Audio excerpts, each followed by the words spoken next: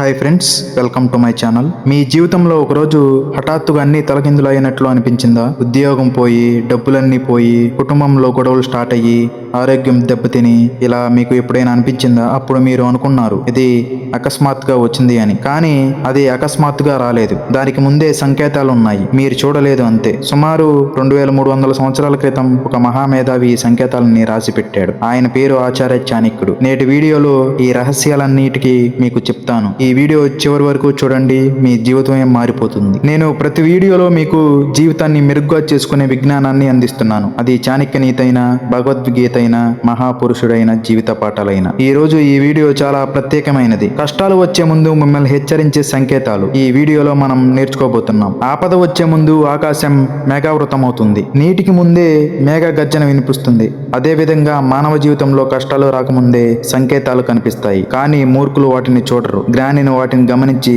సిద్ధపడతాడు. మీరు ఈ వీడియో చూస్తున్నారంటే మీకు ఏదో ఒక సందేహం ఉంది. మీ జీవితంలో ఏదో సరిగ్గా లేదు అనిపిస్తోందా? లేదా మీ పక్కన ఉన్నవారు ఎవరైనా కష్టాలు వస్తున్నాయా? ఈ వీడియో మీకోసమే. చాణక్యుడు చెప్పిన 5 ముఖ్యమైన హెచ్చరిక సంకేతాలు మనం ఒక్కొక్కటిగా విశ్లేషిద్దాం. అయితే ఆయన సంకేతాలు వెనక ఉన్న లోతైన అర్థాలు కూడా చెప్తాను. ఇవి కేవలం మూఢనమ్మకాలు కావు. ఇవి మనస్తత్వ శాస్త్రం, సామాజిక శాస్త్రం, ఆర్థిక శాస్త్రం అన్నిటితో అనుసంధమైన జ్ఞానం. సరే, స్టార్ట్ చేద్దాం. ఫ్రెండ్స్, మొదటి సంకేతం గురించి మాట్లాడే ముందు మీకు ఒక క్వశ్చన్ అడుగుతాను. మీ ఇంట్లో తులసి మొక్క ఉందా? చాలా మంది ఇళ్లలో ఉంటుంది. ముఖ్యంగా దక్షిణ భారతదేశంలో హిందూ కుటుంబాల్లో తులసి మొక్క పవిత్రంగా పూజిస్తారు. కానీ చాలా మంది దానిని కేవలం ఆచారం అని మాత్రమే చూస్తారు. చాణక్యుడు దీనికి లోతైన అర్థం చెప్పాడు. తులసి మొక్క అంటే ఏమిటి? తులసి ఇది కేవలం ఒక మొక్క కాదు, ఇది జీవితమైన సూచన. తులసి మొక్క ఇంట్లో ఉంటే బాగా పెరగాలంటే సరైన గాలి కావాలి, ఇల్లు వెంటిలేటివ్ గా ఉండాలి, సరైన నీళ్లు కావాలి, క్రమం తప్పకుండా సంరక్షణ ఉండాలి, శక్తివంతమైన వాతావరణం కావాలి. అతిగా టెన్షన్ ఉన్న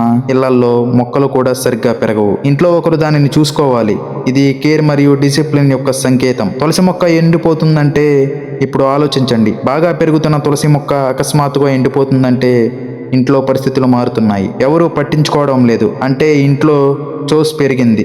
నీళ్లు పోయడం మర్చిపోయారు అంటే మెంటల్ స్ట్రెస్ పెరిగింది. గాలి సరిగ్గా రావడం లేదు అంటే ఇంటి వాతావరణం మూసుకుపోతుంది. చాణక్యుడు చెప్పింది ఏమిటంటే తులసి మొక్క యొక్క హౌస్ హోల్డ్ బోరోమీటర్ వంటిది. ఇది ఇంటి ఆరోగ్యాన్ని మెజర్ చేస్తుంది.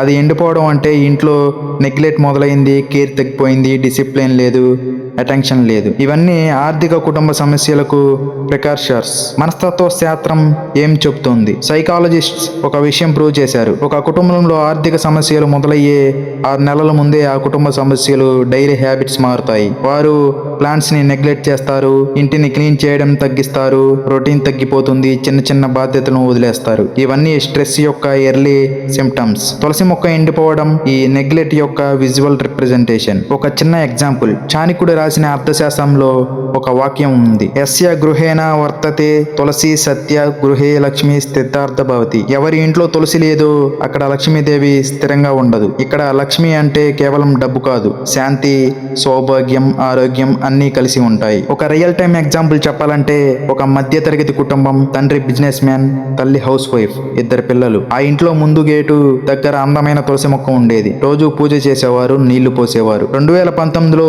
బిజినెస్ లో అయింది. 2020లో పాండమిక్ వచ్చింది. తల్లి డిప్రెషన్ లోకి వెళ్ళింది. తండ్రి కాన్స్టాంట్లీ ఫోన్ లో బిజీ అయ్యాడు. లోన్స్, ఈఎంఐస్, పేమెంట్స్ గురించి 3 నెలల తర్వాత ఇంట్లో వాళ్ళు చూస్తే తులసి యొక్క పూర్తిగా ఎండిపోయింది. ఎవరూ నీళ్లు పోయలేదు, ఎవరూ పట్టించుకోలేదు. ఆ తులసి ఎండిపోవడం ఆ కుటుంబంలో ఏదో సరిగ్గా లేదని ఎక్స్టర్నల్ సైన్. ఇప్పుడు మీరు ఏం చేయాలి? మీ ఇంట్లో తులసి మొక్క ఎండిపోతుందా? ప్యానిక్ అవ్వండి. కానీ ఒక్క నిమిషం ఆగి ఆలోచించండి. మీ ఇంట్లో ఏం జరిగిపోతుంది? మీరు మీ డైలీ రొటీన్ ఫాలో చేస్తున్నారా? మీకు మీ బాధ్యతలు గుర్తున్నాయా? మీ ఇంట్లో శాంతి ఉందా? ఈ ప్రశ్నల జవాబులకి మీకు ఆన్సర్ ఇస్తాయి. అయితే వెంటనే నొప్పి తులసి మొక్కను మళ్ళీ నాటండి. దానికి రోజు నీళ్లు పోయండి. ఇంటి రొటీన్ ని మళ్ళీ మొదలు పెట్టండి. ఇవి చిన్న చిన్న యాక్షన్స్, కానీ ఇవి మీ లైఫ్ ని రీసెట్ చేస్తాయి. చాణక్యుడు చెప్పాడు, చిన్న మార్పులు పెద్ద ఫలితాలు ఇస్తాయి అని. సరే, మొదటి సంకేతం అర్థమైందా? ఇప్పుడు రెండో సంకేతం వైపు వెళ్దాం. ఇది చాలా సీరియస్ విషయం. ఇంట్లో తరచూ గొడవలు.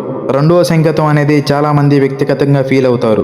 ఎందుకంటే ఇది ప్రతి ఇంట్లో జరుగుతుంది, కానీ దీనిని సీరియస్ గా తీసుకోరు. అది ఇంట్లో తరచూ గొడవలు జరగడం. అన్ని కుటుంబాల్లో ఒకేషనల్ కాన్ఫ్లిక్ట్స్ వస్తాయి. భార్యాభర్తలు ఆర్గ్యూ చేస్తారు, తల్లిదండ్రులకు పిల్లలకు అభిప్రాయ భేదాలు వస్తాయి. అన్నదమ్ముల మధ్య, అక్కల చెల్లెళ్ళ మధ్య వాదనలు జరుగుతాయి. ఇవన్నీ నార్మల్. కానీ చాణక్యుడు చెప్పిన వార్నింగ్ సైన్ ఏంటంటే చిన్న చిన్న విషయాలకే పెద్ద పెద్ద గొడవలు జరుగుతూ ఉంటాయి. ఎగ్జాంపుల్, టీ వేడిగా లేదు అని గంట సేపు గొడవ, రిమోట్ ఎక్కడ పెట్టావు అని పెద్ద సీన్, మార్కెట్ కి వెళ్లి ఆలస్యమైంది అని అరుపులు, అన్నం వండలేదు అని తిట్లు. ఇవి చిన్న విషయాలు, కానీ వీటిపై ఎక్స్ట్రీమ్ రియాక్షన్ వస్తుంది. ఇది ఏమి చేస్తుందంటే ఆ కుటుంబ సభ్యులు ఎక్కడో ఏదో డీప్లీ డిస్టర్బ్డ్ గా ఉన్నారు అని. ఆ డిస్టర్బ్ అయిన ఎనర్జీ చిన్న ట్రిగర్స్ ద్వారా అవుట్ సైడ్ కి వస్తుంది. ఎక్కడ స్త్రీలు గౌరవించబడతారో అక్కడ దేవతలు నివసిస్తారు. ఎక్కడ గౌరవించబడరో అక్కడ అన్ని కార్యాలు నిష్ఫలమవుతాయి. కానీ ఇది శ్రేష్టార్థకరమైన అర్థంలో చెప్పబడింది. ఆ కుటుంబంలో గౌరవం, ప్రేమ, శాంతి ఉండాలి, లేకపోతే అన్ని ఫెయిల్ అవుతాయి అని చాణక్యుడు చాలా పూర్తిగా చెప్పాడు.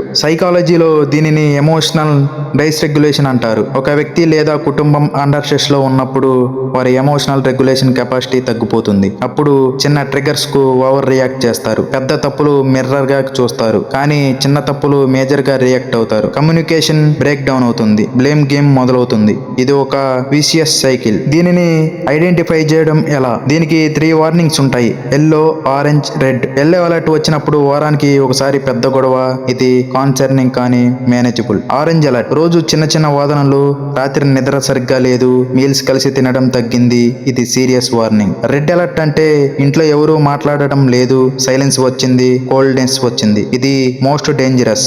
ఇక్కడ సెపరేషన్, డివోర్స్, ఫినాన్షియల్ రన్ దగ్గరలో ఉంది. చిన్న ఎగ్జాంపుల్, 2015లో ఒక సక్సెస్ఫుల్ బిజినెస్ మ్యాన్ ఉండేవాడు.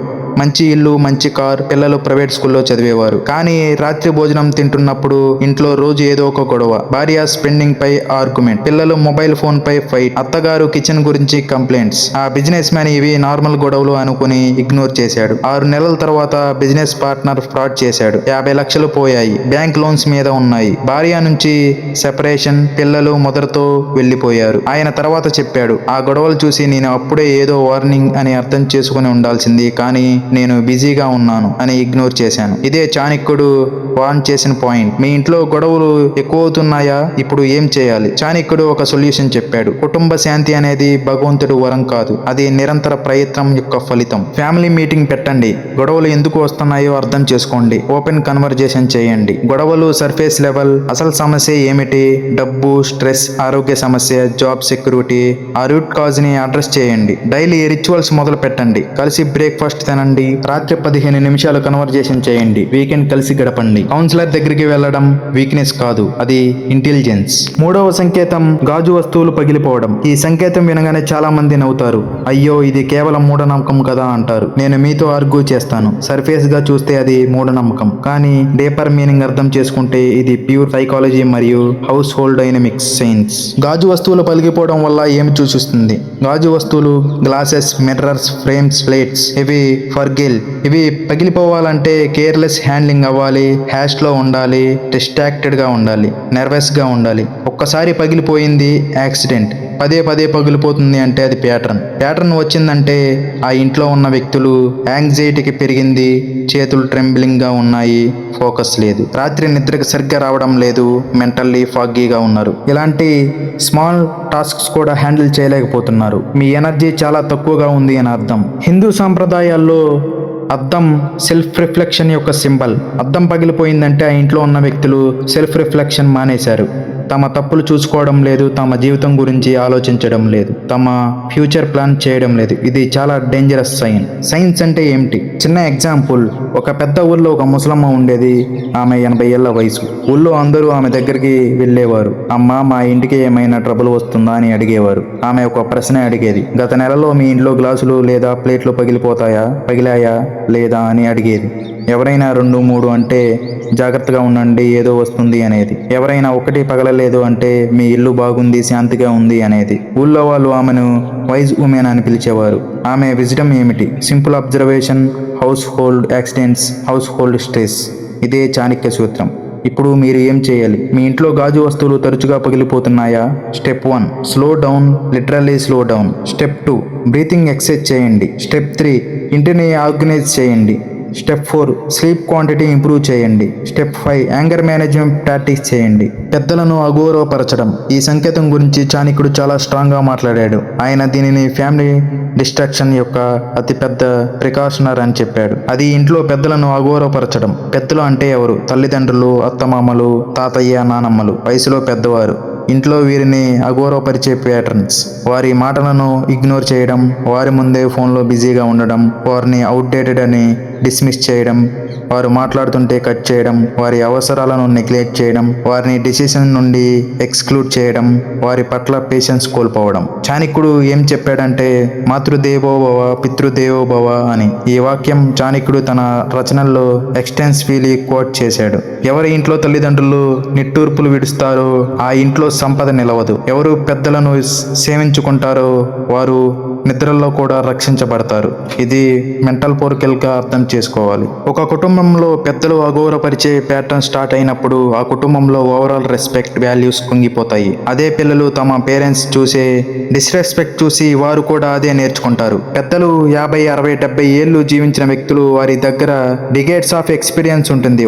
వారిని ఇగ్నోర్ చేయడం అంటే ఫ్రీ విజ్డమ్ని రిఫ్యూజ్ చేయడం. మీ ఇంట్లో పెద్దలు ఉన్నారా? వారి దగ్గరికి వెళ్ళండి. ఇప్పుడు 5 నిమిషాలు వారి దగ్గర కూర్చోండి. వారు ఏమి చెప్పినా పేషెన్స్తో వినండి. వారి పాదాలు టచ్ చేయండి, వారికి హగ్ ఇవ్వండి. ఇది చిన్న జెస్టర్, కానీ ఇది ఇంపాక్ట్ నోర్మస్. పెద్దల దీవెనలు 1000 దీపాలతో సమానం. అవి మీ చీకటి మార్గాలను వెలుగునిస్తాయి. గుర్తుపెట్టుకో. ఇంకో సంకేతం మిత్రులు దూరం అవ్వడం. మీ అభివృద్ధి రోజుల్లో దగ్గరగా ఉన్న మిత్రులు కష్టాల ముందు దూరం అవుతారు. ఇది న్యాచురల్ సిగ్నల్. కష్టాలు రాకముందే మీ ఫ్రెండ్స్ మీతో లెస్ కాంటాక్ట్ పెట్టుకుంటున్నారా? ఇది కాన్ఫిడెన్స్ కాదు, మీ ఎనర్జీ మిస్ మ్యాచ్ అవ్వడం మొదలైంది. మీరు నెగిటివిటీ ఎమిట్ చేస్తున్నారు, పాజిటివ్ పీపుల్ న్యాచురల్లీ దూరం అవుతున్నారు. ఇది వేకప్ కాల్. ఇంకో సంకేతం నిద్ర సరిగ్గా రాకపోవడం. నిద్ర లేని వ్యక్తికి జ్ఞానం లేదు, జ్ఞానం లేని వారికి నిర్ణయం లేదు, నిర్ణయం లేనివాడు నాశనం అవుతాడు. రాత్రి 3 గంటలకు మెలకువ వస్తుందా? యాంగ్జైటీ డ్రీమ్ వస్తున్నాయా? ఇది సీరియస్ మెడికల్ మరియు సైకాలజికల్ వార్నింగ్. ఇంకో సంకేతం డబ్బు విషయంలో impulsive decisions. Suddenly expensive purchases without planning, without savings. అర్థం ఆపదలో సులభంగా ఖర్చు అవుతుంది, కానీ తిరిగి రావడానికి రెట్టింపు శ్రమ పడుతుంది. ఇంకో సంకేతం ఆహారం పట్ల నిర్లక్ష్యం. ఆరోగ్యం మొదటి సంపద, దాన్ని నెగ్లెక్ట్ చేసే వ్యక్తి అన్ని సంపదలను పోగొట్టుకుంటున్నాడు అనే అర్థం. ఇంకో సంకేతం భవిష్యత్తు పట్ల ఆసక్తి లేకపోవడం. ప్లాన్ చేయడం మానేశారా? డ్రీమ్స్ చెప్పడం ఆపారా? ఫ్యూచర్ గురించి హోప్లెస్ గా ఫీల్ అవుతున్నారా? ఇది most serious warning. Hope is the foundation of action. Hope పోయిందంటే యాక్షన్ పోతుంది, యాక్షన్ పోతే లైఫ్ స్టాగ్నేట్స్. ఇది ఇప్పుడే రివర్స్ చేయండి. ఫ్రెండ్స్, సంకేతాలు ఐడెంటిఫై చేసుకున్నారు, కానీ ఇప్పుడు ఏం చేయాలి? చాణక్యుడు ఒక 5 స్టెప్ మాస్టర్ ప్లాన్ ఇచ్చాడు. ముందు సమస్య అంగీకరించు. అంగీకారం జ్ఞానానికి ద్వారం. చాలా మంది ప్రాబ్లంని డెనీ చేస్తారు. నా ఇంట్లో అంతా బాగుంది అంటారు, కానీ నాకు స్ట్రెస్ లేదు అంటారు, కానీ నాకు హెల్ప్ అక్కర్లేదు అంటారు. ఇది ఇగో తగ్గించండి, రియాలిటీ చూడండి, సంకేతాలు ఎక్నాలెడ్జ్ చేయండి. ఇదే మొదటి మరియు అత్యంత డిఫికల్ట్ స్టెప్. సమస్య యొక్క మూలాన్ని కనుగొనకుండా ఔషధం ఇచ్చే వైద్యుడు వ్యాధిని నయం చేయదు, తీవ్రతరం చేస్తాడు. సింటమ్స్ ట్రీట్ చేయకండి. రూట్ కాజ్ ఏమిటి? ఆర్థికమా? Job security problem, relationships issues, health problems, mental health, bad habits. Honest self analysis చేయండి, పేపర్ పై రాయండి. ఏ ఒక్క రూట్ కాజ్ ని సాల్వ్ చేయడానికి ప్లాన్ చేయండి. యత్నం చేసేవాడికి వైఫల్యం కూడా విజయమే, ఎందుకంటే ఆ యత్నం ఆయనకు జ్ఞానం ఇస్తుంది. ప్లాన్ చేశారా? ఇప్పుడు యాక్షన్. పర్ఫెక్ట్ మూమెంట్ రాదు, స్టార్ట్ చేయండి. Small actions, consistent actions. రోజు ఒక స్మాల్ స్టెప్ తీసుకోండి. ఆర్థిక ప్రాబ్లంకు ఒక ఎక్స్ట్రా ఇన్కమ్ సోర్స్ వెతకడం స్టార్ట్ చేయండి. రిలేషన్షిప్ ప్రాబ్లంకు ఒక హానెస్ట్ కన్వర్జేషన్ స్టార్ట్ చేయండి. హెల్త్ ప్రాబ్లంకు ఒక డాక్టర్ అపాయింట్మెంట్ బుక్ చేయండి. ఒంటరిగా పోరాడేవాడు ఓడిపోవచ్చు, కానీ నమ్మకమైన మిత్రులతో పోరాడేవాడు నిజమైన శత్రువును కూడా జయిస్తాడు. హెల్ప్ తీసుకోండి. మీ ఫ్యామిలీతో హానెస్ట్గా మాట్లాడండి. ట్రస్టెడ్ ఫ్రెండ్స్ దగ్గర ఓపెన్ అవ్వండి. ప్రొఫెషనల్ హెల్ప్ తీసుకోండి. హెల్ప్ అడగడం వీక్నెస్ కాదు, ఇంటెలిజెన్స్. చాణక్యుడు చంద్రగుప్తుని గైడ్ చేయడానికి తన మొత్తం లైఫ్ అర్పించాడు.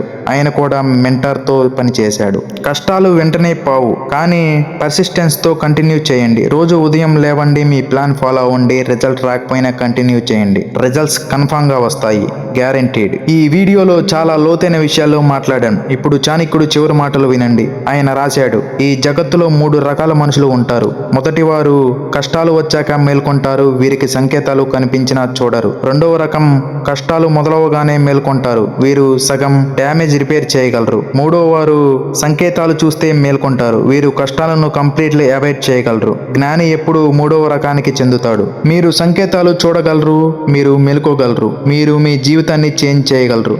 కానీ ఈ వీడియో చూడడంతో ఆగిపోకండి. ఇప్పుడే ఒక యాక్షన్ తీసుకోండి.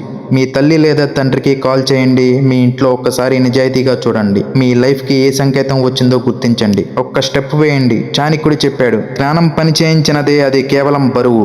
అయితే ఫ్రెండ్స్, ఈ వీడియో మీకు యూస్ఫుల్గా అనిపించిందా? అయితే లైక్ చేయండి, షేర్ చేయండి. మరిన్ని చాణక్య నీతి వీడియోల కోసం మన ఛానల్ని సబ్స్క్రైబ్ చేయండి. కామెంట్లో మీ అభిప్రాయం ఏంటో తెలపండి. జ్ఞానం వినడంలో ఉంది, జీవితం ఆచరించడంలో ఉంది. ఈ వీడియో మీకు నచ్చినట్లయితే లైక్ చేయండి, షేర్ చేయండి. ఇంకో వీడియోలో మళ్ళీ కలుద్దాం. Thank you for watching.